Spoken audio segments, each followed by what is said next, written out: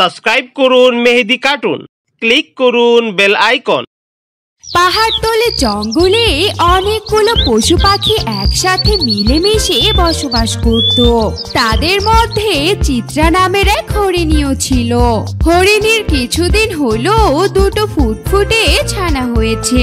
ছানাগুলো দিন দিন বড় হচ্ছিল।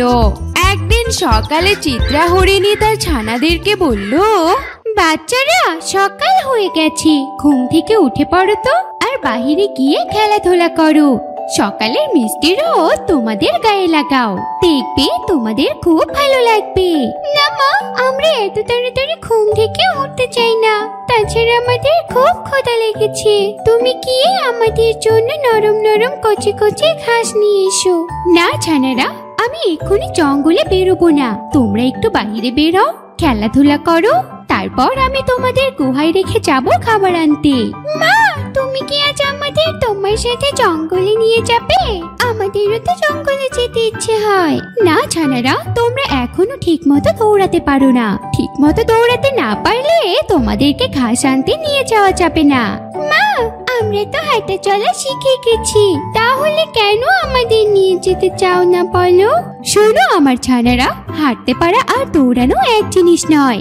জঙ্গলে অনেক হিংস্র প্রাণী আছে, তারা যদি আক্রমণ করে তাহলে তাদের হাত থেকে বাঁচার জন্য দৌড়ে পালাতে হয়। তোমরা যেহেতু ভালো করে দৌড়াতে শিখোনি, তাই তোমাদের নিয়ে যাওয়া যাবে না, বুঝেছো? এখন আর কথা বলো না তো, চলো আমার সাথে গুহার বাহিরে চলো। কিছুক্ষণ হাঁটাহাঁটি আর দৌড়াদৌড়ি করার পর তারপর আমি তোমাদের গুহায় রেখে জঙ্গলে যাব নরম নরম কচি কচি ঘাস আনতে। মায়ের কথা শুনে হরিণের দুই ছানা গুহার বাহিরে বেরিয়ে এলো আর দৌড়াদৌড়ি হাঁটাহাঁটি করতে লাগলো। আর হরিণী তাদের পাশে দাঁড়িয়ে তাদেরকে দেখতে থাকে আর মনে মনে বলে, যাক বাবা, আমার ছানারা দিন দিন ভালোই বড় হচ্ছে, মোটামুটি হাঁটাহাঁটিও করতে পারে। এখন একটু জোরে দৌড়ানো শিখে গেলে আমি চিন্তামুক্ত। জঙ্গলে তো আবার শয়তান বাঘদের অভাব নেই, সব সময় ওদের কচি হরিণ ছানাদের উপর নজর থাকে। বাচ্চারা, অনেক হাঁটাহাঁটি করেছো, এখন গুহায় যাও। আমি যাচ্ছি তোমাদের জন্য নরম নরম কচি কচি ঘাস আনতে। আমি না ফিরে আসা পর্যন্ত একদম কিন্তু গুহার বাহিরে বেরোবে না। ঠিক আছে মা, একদম চিন্তা করো না, তুমি না ফিরে আসা পর্যন্ত আমরা গুহা থেকে একদম বেরোবো না। এরপর হরিণী জঙ্গলে ঘাস আনতে চলে যায়। আর জঙ্গলে গিয়ে হরিণী কচি কচি নরম ঘাস খুঁজতে থাকে।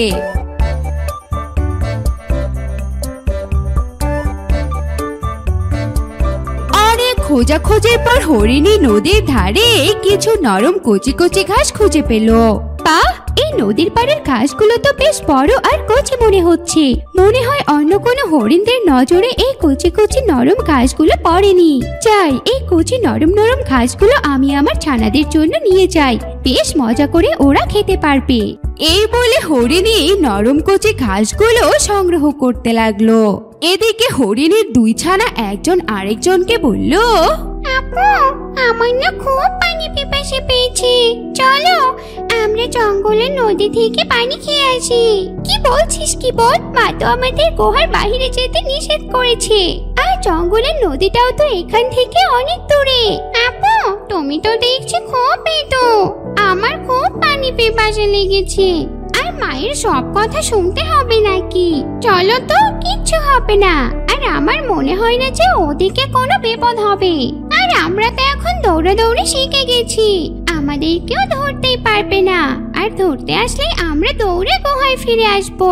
আচ্ছা ঠিক আছে বোন, চল তাহলে। এরপর হরিণ ছানা দুটি তাদের মায়ের কথা অমান্য করে নদীতে পানি খেতে চলে যায়।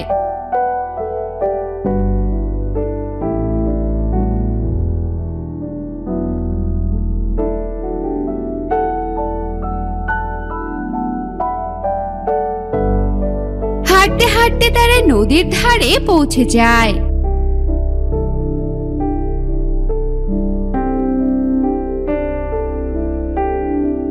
আর নদী কিনারে দাঁড়িয়ে পানি খেতে থাকে।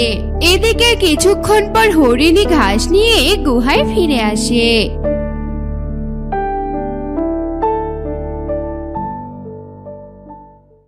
গুহায় ফিরে এসে হরিণী দেখে তাদের ছানারা গুহায় নেই। এ কি, ছানাগুলো গেল কোথায়? ওদেরকে তো আমি গুহাতেই রেখে গিয়েছিলাম, হঠাৎ করে ওরা কোথায় চলে গেল?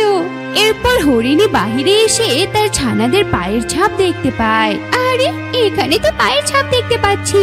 আরে, পায়ের ছাপগুলো জঙ্গলে নদীর দিকে গেছে। তার মানে কি আমার ছানারা নদীর দিকে গেছে? চাই তাড়াতাড়ি পায়ের ছাপ অনুসরণ করে ছানাদেরকে খুঁজে বের করতে হবে। এই বলে হরিণী তার ছানাদেরকে খোঁজার জন্য চলে গেল। অন্যদিকে হরিণীর ছানারা যেখানে পানি খাচ্ছিল ঠিক তখনই সেখানে পানি খেতে পাজি দুষ্ট বল্টু শিয়ালও সেই নদীর পাড়ে চলে আসে। আরে, এ আমি কি দেখছি? এখানে তো দেখছি দুটো কচি হরিণের ছানা পানি খাচ্ছে। এখনই তো একটা মুরগি খেয়ে আসলাম, পেটটা তো একদম ভরা আছে। এই ভরা পেটে তো এখন ওদেরকে দৌড়ে ধরতেও পারবো না। এক কাজ করি, হালুম মামাকে গিয়ে ডেকে আনি। হালুম মামা যদি এই কচি দুটো হরিণ ছানাকে শিকার করে, তাহলে হালুম মামার কাছ থেকে একটা হরিণ ছানা আমি নিব। যাই যাই, তাড়াতাড়ি হালুম মামার কাছে যাই। এই বলে পাজি দুষ্ট বল্টু শিয়াল চলে গেল হালুম বাঘকে ডাকতে।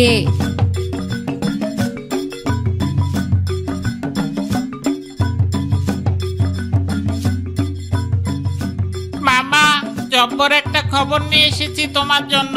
আমি জঙ্গলের নদীতে পানি খেতে গিয়ে দেখে আসলাম, নদীর কিনারায় দাঁড়িয়ে দুটো হরিণ ছানা পানি খাচ্ছে। ওই দুটো কচি হরিণ ছানাকে ধরতে পারলে তোমারও খাবার হবে আর আমারও হবে। তাই নাকি? তাড়াতাড়ি চল, আমি তো শিকারেরই খোঁজ করছিলাম। ওই হরিণ ছানা দুটোকে আমার ধরতেই হবে। এই বলে বল্টু শিয়াল আর হালুম বাঘ রওনা দিল নদীর দিকে। এদিকে হরিণীও পায়ের ছাপ অনুসরণ করে নদীর ধারে চলে এলো। ওই তো আমার ছানারা।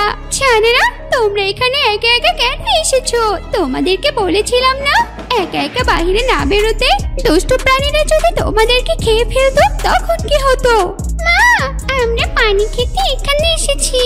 মা, আমি ওকে নিষেধ করেছিলাম, কিন্তু আমার কোনো কথাই শুনিনি। এজন্য ওর সাথে আমাকেও আসতে হয়েছে। হয়েছে, এখন পানি খাওয়া হয়েছে তো এবার তাড়াতাড়ি চলো, এখানে আর এক মুহূর্ত থাকা যাবে না। তোমাদেরকে কেউ দেখে ফেললে বড় বিপদে পড়ে যাব। এই বলে যেই না হরিণ তার ছানা দুটোকে নিয়ে যেতে লাগলো, অমনি তাদের সামনে বাঘ আর শিয়াল এসে হাজির হলো। তা কোথায় যাচ্ছ হরিণী? আমি যে তোমার কচি হরিণ ছানা দুটোকে খেতে এসেছি, তুমি যে এখন ওদেরকে আমার সামন থেকে নিয়ে যেতে পারবে না। দাও দাও, তোমার ছানা দুটোকে আমাদের হাতে তুলে দাও, খেয়ে আমাদের পেটটা একটু ভরাই। এ কি বাঘ মামা, তুমি এসব কি বলছো? আমার ছানাগুলোকে তোমায় কেন দেব? আমার ছানারা এখনো যে অনেক ছোট, দয়া করে আমার ছানা দুটোকে যেতে দাও। তোর ছানা দুটোকে যদি যেতে দেই তাহলে আমরা খাবো কি বল? আমাদেরকে যে শিকার খেয়ে বেঁচে থাকতে হয়, তোর ছানাদের যে আমাদের খেতেই হবে। বাঘের এমন কথা শুনে হরিণী বুঝতে পারলো যে ওই দুষ্ট বাঘ আর শিয়াল কিছুতেই তার দুই ছানাকে আর ছাড়বে না। তাই বুদ্ধি করে হরিণী বাঘকে বলল, আমি বেঁচে থাকতে আমার ছানা দুটোকে আমার চোখের সামনে কিছুতেই মরতে দেখতে পারবো না। খেতে হলে আগে আমাকে খাও, তারপর আমার ছানা দুটোকে খেও। এ তো দেখছি বাম্পার অফার। আচ্ছা, তুই যখন মরতে চাস তাহলে তোকেই আগে খায়, তোর শরীরে তো অনেক মাংস আছে।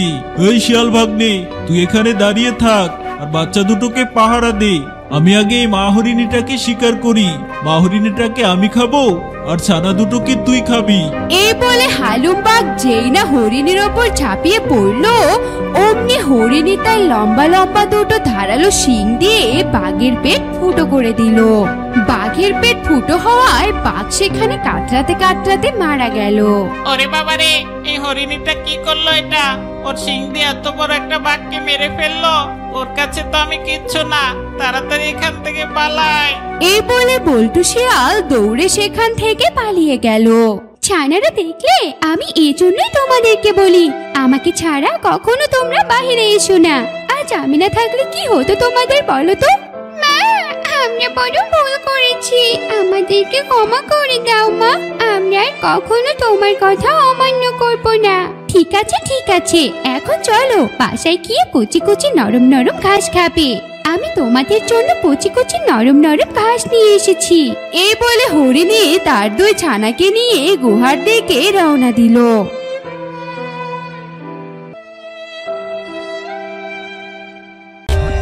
For more updates, subscribe to our channel, click the show links and enjoy watching the videos.